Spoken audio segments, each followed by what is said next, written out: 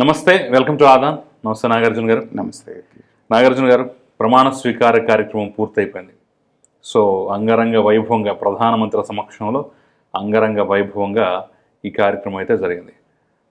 99% మంత్రివర్గ కూర్పు మీద కూడా సంతృప్తి ఉంది. సరే, ఇద్దరు ముగ్గురు ఒకళ్ళిద్దరు 1-2 పదవులు తప్ప మిగతా అందరికీ సముచితంగానే ఇచ్చారు అని చెప్పేసి అనుకుంటున్నారు. అట్ ద సేమ్ టైం ఆశావాహుల జాబితా పెద్దది, మహామహులు దిగ్గజాలన్న వాళ్ళని ఈసారి పక్కన పెట్టారనేటటువంటి భావన కూడా ఒక పక్కనైతే కనిపిస్తోంది.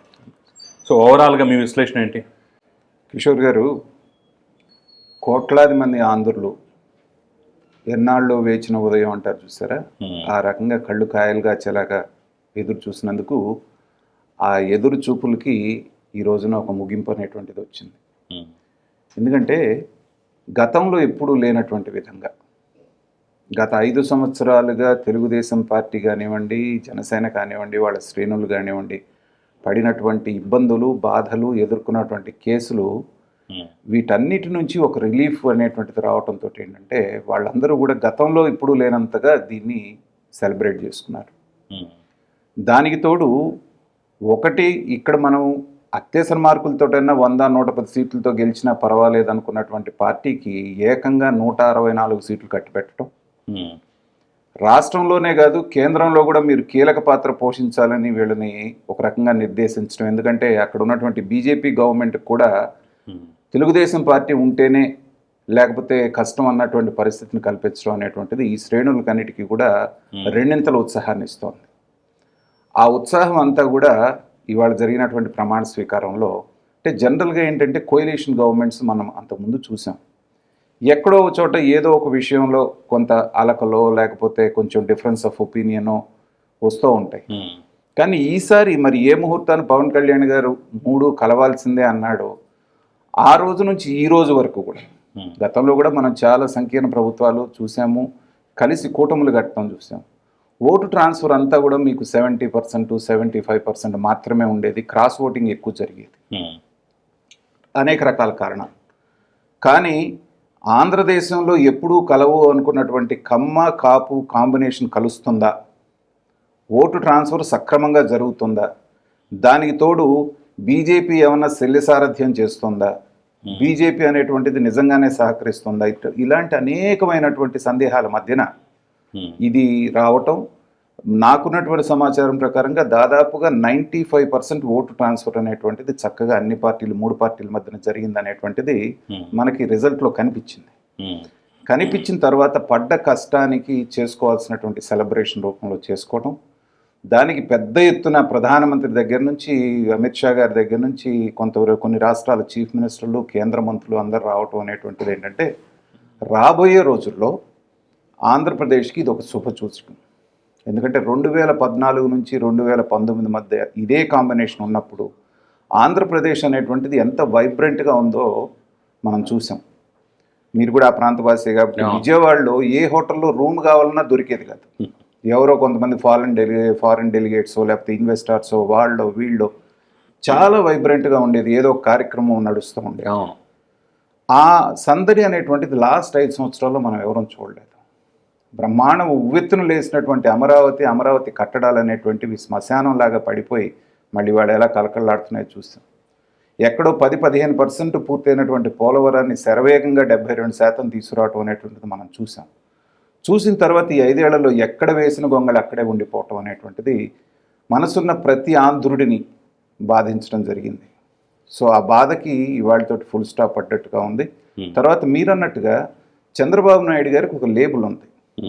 ఆయన మార్పుని తొందరగా ఆహ్వానించడు, తనైనటువంటి పందాలోనే వెళ్తాడు, కానీ సాహసోపేతమైనటువంటి నిర్ణయాలను తీసుకోవటానికి కొంచెం వెనక ముందు ఆడతారనేది మనం గతంలో చూసాం, గత 30-40 సంవత్సరాలుగా. కానీ ఈసారి ఆశ్చర్యకరంగా 17 మందిని ఉన్నటువంటి 24 మందిలో 17 మందిని కొత్త వారిని తీసుకోవటం అనేటువంటిది, దాంట్లో కొంతమంది ఫస్ట్ టైం ఎలక్ట్ అయినటువంటి వాళ్ళని కూడా తీసుకోవటం అనేటువంటిది చంద్రబాబు నాయుడు గారి పందాన్ని కొంచెం పక్కకి అడుగేశారనేటువంటిది మనకు కనపడుతోంది. అయితే ఏంటంటే ఇది అవసరమైనటువంటి ఇది. చంద్రబాబు నాయుడు గారి మీద ఒక అపప్రద ఏముందంటే, అవసరం ఉన్నా లేకపోయినా ఎప్పుడో తెలుగుదేశం పార్టీ పుట్టినప్పటి నుంచి ఉన్నటువంటి కొంతమందిని ఆయన మోస్తూ ఉన్నాడు. వాళ్ళు పార్టీకి ఎడిషనల్గా ఏమి ఉపయోగపడకపోగా లయబిలిటీ అవుతున్నారు అనేటువంటి కొంత ఉంది. సో సీనియారిటీ ఉన్న వాళ్ళని గౌరవిస్తూనే అవసరమైతే గౌరవప్రదమైన వేరే పదవులు ఇవ్వచ్చు, కానీ ఇలాంటివి కాదు అనేటువంటిది దీని ద్వారా చెప్పాలనుకునేటువంటిది ఇది ఉంది. ఇందాక మీరు అన్నట్టు 3 పార్టీలు ఉండటం మూలన ఆశావహులు లిస్ట్ ఎక్కువ ఉంది. సీనియర్ మోస్ట్ ఇప్పుడు బుచ్చే చౌదరి గారు ఉన్నారు, పాపం ఎప్పటి నుంచో వెయిటింగ్ ఆయన. అంతటి సీనియర్కి మొన్న టికెట్ ఇస్తారా లేదా అన్నటువంటి పరిస్థితి వచ్చింది ఈ పొత్తుల మూలాన. మొత్తానికి ఇచ్చారు, బ్రహ్మాండమైన మెజార్టీతో గెలిచారు. కానీ క్యాస్ట్ ఈక్వేషన్స్ మూలాన 3 పార్టీలని అకామిడేట్ చేయటం, అన్ని పార్టీలకి ఇచ్చేయటం అనేటప్పటికి ఏంటంటే కొంత కత్తి మీద సాము లాంటిదే. కానీ ఈసారి అసంతృప్తులు కానీ లేకపోతే ఇలాంటివి ఎక్కువ ఉండవు. ఎందుకంటే 5 సంవత్సరాలుగా వీళ్ళు పవర్లో లేకుండా ఎన్ని ఇబ్బందులు పడ్డారో చూసాం. కాబట్టి అందరూ సర్దుకుంటారు. ఒక చక్కటి పరిపాలనకి, ఆంధ్ర ప్రజల కళలు నెరవేరటానికి కావలసినటువంటి అమరావతి కళ సాకారం అవటానికి, పోలవరం కళ సాకారం అవటానికి ఒక బలమైనటువంటి ముందడుగు పడ్డది అనేటువంటిది ఇవాళ ప్రమాణ స్వీకారం చూసిన ఎవరికైనా కూడా మనకు అనిపిస్తూ ఉంది. అట్ ద సేమ్ టైం మంత్రివర్గ కూర్పుకు సంబంధించి కూడా సమతూకం పాటించేటటువంటి విధంగా, అంటే కులాల కూర్పులో చాలా వరకు సక్సెస్ అయ్యారు అనుకోవచ్చు అంటారా? ఖచ్చితంగా. ఎందుకంటే పవన్ కళ్యాణ్ అదేవిధంగా లోకేష్ అసలు వీళ్ళిద్దరూ మంత్రి పదవులు తీసుకోరు అనే ఒక భావన కొంత హల్చల్ చేసింది. లోకేష్ అయితే ఆయన డైరెక్ట్గా అంతకు ముందే చెప్పాడు, నాకు ఈసారి మంత్రి పదవి అవసరం లేదు, బాబు గారికి చెప్పేసాను, నేను పార్టీ బాధ్యతలు చూసుకుంటాను, నా రెడ్ బుక్ కానీ కొన్ని సెటరైట్ చేయాల్సిన అంశాలని వాటి మీద ఎక్కువ దృష్టి కేంద్రీకరిస్తానని ఆయన చెప్పారు. కానీ అనూహ్యంగా ఆయన కూడా మంత్రి పదవి తీసుకోవటం, పవన్ కళ్యాణ్ కూడా ఊగిసలాట మధ్య అసలు ఆయన తీసుకోవడం, ఎందుకంటే సినిమాలు సైన్ చేసి ఉన్నాడు వాటిని పూర్తి చేయాల్సిన బాధ్యత ఆయన మీద ఉంటుంది కాబట్టి ఖచ్చితంగా ఆయన కూడా తీసుకోడు అని చెప్పేసి అనుకున్నా కానీ అనూహ్యంగా ఆయన కూడా తెర మీదకి వచ్చారు. అలా మీకు ఇలా అనూహ్యమైనటువంటి పరిణామాలు ఏమన్నా అనిపించాయంటారా? అంటే కూర్పు విషయం ముందు కనుక తీసుకుంటే మనకి సమతులంగా ఉన్నది, సమతూకం పాటించారంటానికి ఏంటంటే 50% బీసీ, ఎస్సీ, ఎస్టీ, మైనారిటీస్కి కేటాయించడం. మిగతా 50లో మనం చూస్తే ఒక 4 కమ్మ, 4 కాపు, 3 రెడ్డి, 1 వైశ్య, దీని వరకు 50-50గానే చేయటం జరిగింది. అన్ని వర్గాల్ని సాటిస్ఫై చేసినట్టుగానే మనం అనుకోవాలి. గత మంత్రివర్గంతో పోల్చుకుంటే కమ్మ ఒకే ఒకరికి ఇచ్చారు, అది కూడా సగం టర్మ్ తర్వాత తీసేశారు చూసారు. కానీ చంద్రబాబు నాయుడు 3 రెడ్లకు ఇచ్చాడు ఈసారి. అది ఎప్పుడు కూడా ప్రతి క్యాబినెట్ అని ఒక కామెంట్ అయితే వినిపిస్తోంది. ఖచ్చితంగా ఇప్పుడు ఎందుకంటే రెడ్లకు ఇవ్వాలి కూడా, గెలిచిన వాళ్ళలో రెడ్లు కూడా ఎక్కువ మందే ఉంటారు కాబట్టి సహజంగానే ఉంటుంది. కాకపోతే ఈసారి కమ్మ కూడా కొంత ఇవ్వటం అనేటువంటి చంద్రబాబు నాయుడు గారు సహజంగా భయపడుతూ ఉంటారు. ఆయన సరే సమతూకాన్ని పాటించారనుకోండి. కాకపోతే ఇప్పుడు మీరు అన్న లోకేష్ గారి విషయం, గతంలో కూడా మనం మాట్లాడినప్పుడు చెప్పింది ఏంటంటే లోకేష్ అనుకుంటుంది పార్టీ మీద పట్టు సాధించాలి, మీరన్న ఈ విషయాలన్నీ చూడాలనేటువంటి ఆలోచనలో ఉన్నప్పటికీ చంద్రబాబు నాయుడు గారు నేషనల్ మీడియాలో ఇచ్చినటువంటి ఇంటర్వ్యూని నేను ఆ రోజు కోట్ చేశాను. ఆయనకి ఏ కోసైనా ఆయన్ని ఖాళీగా పెట్టి పార్టీ కోసమే లోకేష్ను ఉపయోగించాలనేటువంటి ఆలోచనలో ఆయన లేడు. ఎందుకంటే ప్రూవెన్ ట్రాక్ రికార్డు ఉంది. తండ్రి కొడుకులు ఇద్దరు పార్టీని వదిలేసి ప్రభుత్వం అంటే వెంటపడటం వల్లే 2014 నుంచి 19 వరకు పార్టీని పట్టించుకోకపోవడం వల్లే ఆ పరిస్థితి వచ్చిందని చెప్పేసి కార్యకర్తలు బహిరంగంగా బాహాటంగా చెప్పారు. ఇప్పుడు వాళ్ళు కోరుకునేది కూడా ఒకళ్ళు ఎలాగో ప్రభుత్వంలో ఉంటారు, ఇంకొకళ్ళు పార్టీ బాధ్యతలు తీసుకోండి అనేది వాళ్ళు కోరుకుంటున్నారు. లోకేష్ని మంత్రి పదవిలో చూడాలని అని చెప్పేసి ఆశపడుతున్నా, బట్ పార్టీ బాధ్యతలు ఎక్కువ లోకేష్ మొయ్యాలని చెప్పేసి కూడా ఆశపడుతున్నారు. అది వాళ్ళు ఆకాంక్ష అలా ఉన్నప్పటికీ కూడా ఏంటంటే గతంలో తిన్న దెబ్బలు, ఎందుకంటే గతంలో జరిగినటువంటి పొరపాట్లు, పార్టీని వదిలేయటం ఒకటి, తర్వాత ఏంటంటే అప్పట్లో లోకేష్ యువకుడు కాబట్టి ఉత్సాహంగా ఏదో చేయాలనేటువంటి దీంతో చాలా పరుగున చేశారు, అది మనం చూసాం. కానీ ఈసారి తిన్నటువంటి దెబ్బలు, తర్వాత గ్రాస్ రూట్ లెవెల్లో జరిగిన కొన్ని పొరపాట్లు, జన్మభూమి కమిటీలు అనేటువంటిది ఏదైతే ఉందో తెలుగుదేశం ఓడిపోవడానికి అవి ప్రధానమైనటువంటి భూమికను పోషించినాయి. ఎందుకంటే భగవంతుడికి భక్తుడికి అనుసంధానంలాగా వాళ్ళని పెడితే వాళ్ళు నాకెంత ఇస్తావు అది ఇస్తేనే నీకు పథకాలు అనేటువంటి పథకంలో రావటం, జగన్మోహన్ రెడ్డి గారు వచ్చి వీళ్ళతో పని లేదు నేను నేరుగా మీ ఖాతాలో డబ్బు వేస్తాననేటప్పటికి అక్కడ వాలంటీర్లను పెట్టాడు కదా. వాలంటీర్లు ఉన్నా కూడా ఏంటంటే వాళ్ళ గౌరవ వేతనమే కానీ అక్కడ ఏమి చేయటానికి లంచాలు అనేవి జరిగినట్టు లేదు.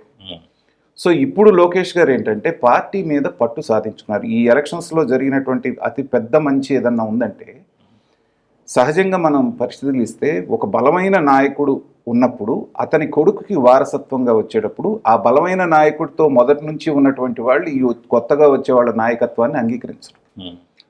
బయట ఎలా అన్నా లోపల వీడు మా ముందు నిక్కర్లు వేసుకొని తిరిగినాడు, ఇతనికి నమస్కారం పెట్టాలా, ఇతనికి మేము ఒబీడియంట్గా ఉండాలా. కొంతమంది కేసునేని నాని లాంటి వాళ్ళు బహిరంగంగానే చెప్పి నిందలు వేసి బయటికి వెళ్ళిపోయారు. వెళ్ళిన తర్వాత ఏమైందనేది అది చరిత్ర. కానీ రాజకీయ సన్యాసం తీసుకున్నారు. కానీ నిజంగా కనుక ఈ తెలుగుదేశం ఈ ఎన్నికల్లో ఓడిపోయి ఉంటే బ్లేమ్ అంతా లోకేష్ మీద వేసేవారు. ఇప్పుడు కనుక ఎలా అయితే సజ్జల రామకృష్ణారెడ్డిని, భార్గవ్ రెడ్డిని బలిపోసం చేస్తున్నారో అలాగా ఇతని రాజకీయ భవిష్యత్తే ప్రశ్నార్థకం అయ్యేది. కానీ ఇవాళ బలంగా రావటం వలన ఏంటంటే లోకేష్ అనేటువంటి వ్యక్తి మీద ఈ సీనియర్లు అనేటువంటి వాళ్ళకి ఏమన్నా సన్నుగుడు ఉంటే కూడా వాళ్ళందరూ కూడా సరెండర్ అయిపోతారు. ఇప్పుడు పార్టీ మీద పూర్తి స్థాయి గ్రిప్ వచ్చేసింది. కాబట్టి ఇవాళ ఇటు పార్టీని ప్రభుత్వాన్ని సమతూకంతో చేసుకోవడానికి లోకేష్కి మంచి అవకాశం వచ్చింది. కాకపోతే మీరు అన్నట్టు పూర్తి స్థాయి పార్టీ మీద ఉంటే ఇంకా వేరే లెవెల్లో ఉండేది. దాన్ని కొంతకాలం అయిన తర్వాత ఏమన్నా మార్పులు చేర్పులు జరుగుతాయేమో చూడాలి. ఇక పవన్ కళ్యాణ్ గారి విషయం వస్తే గౌరవప్రదంగా ఆయనకి డిప్యూటీ చీఫ్ మినిస్టర్ ఏదో ఇస్తానంటున్నారు. మనకి మినిస్ట్రీస్ ఇదైన తర్వాత బలమైనటువంటి మంత్రిత్వ శాఖలు తీసుకోకుండా నా ఉద్దేశం ప్రకారం ఆయన ఒక గౌరవప్రదంగా ఉండేటువంటి డిప్యూటీ చీఫ్ మినిస్టర్ అనే పదవిని తీసుకొని, ఎందుకంటే అతను ఖచ్చితంగా సినిమాలు వదులుకోడు ఇప్పుడు ఉన్నటువంటి పరిస్థితుల్లో. కానీ ఇది తీసుకొని మంత్రి పదవులు చేస్తూనే నువ్వు సినిమాల్లో కనుక యాక్ట్ చేసావు అంటే లేనిపోని విమర్శలకు తావిచ్చేటువంటి అవకాశం ఉంటుంది. పార్ట్ టైం అవకాశం లేదు కదా, అవకాశం కాదు కదా. ఇప్పుడు మాట్లాడేవాళ్ళు 100 మాట్లాడతారు. ఇక నుంచి వాళ్ళు రంధ్రాన్వేషణ అంతా రేపు నుంచి స్టార్ట్ అవుతుంది కదా. ఆయన మంత్రిగా ప్రమాణ స్వీకారం చేసేటికి అయిపోయింది. ఇక సినిమాలు యాక్ట్ చేయడానికి కుదరదు కదా. అంటే కుదరదనేది ఏముంది, జరుగుతూ ఉంటాయి. జరగకుండా ఉండే సమస్య లేదు. ఎందుకంటే పాపం ఆయన కమిట్మెంట్స్ ఇచ్చున్నాడు. సగంలో కొన్ని సినిమాలు మంత్రిగా ఉండి చేయటానికి అంటే నైతికంగా కరెక్ట్ కరెక్ట్ కదా. రాజ్యాంగం నేనేమి నిరోధించదు. నీ వృత్తులు వ్యాపారాలు చేసుకునే వాళ్ళు అందరూ చేసుకుంటున్నారు కదా. సో అదేమి ఉండదు. కాకపోతే ఏంటంటే పూర్తి స్థాయి పాలిటిక్స్ వైపు వస్తారు. అదే ఇప్పుడు బాలకృష్ణ కూడా అదే సినిమాలు వదులుకోలేడు కాబట్టి సినిమాలు మంత్రి పదవి లేదు కాబట్టి ఆయన 3 సార్లు గెలిచినా సరే మంత్రి పదవి ఎప్పటికీ తీసుకోలేదు అనేది అది పద్ధతి. సో మరి ఏమన్నా ఈ పూర్తి చేసిన తర్వాత సినిమాలకి తాత్కాలిక విరామం ఇస్తాడా అనేటువంటిది చూడాలి.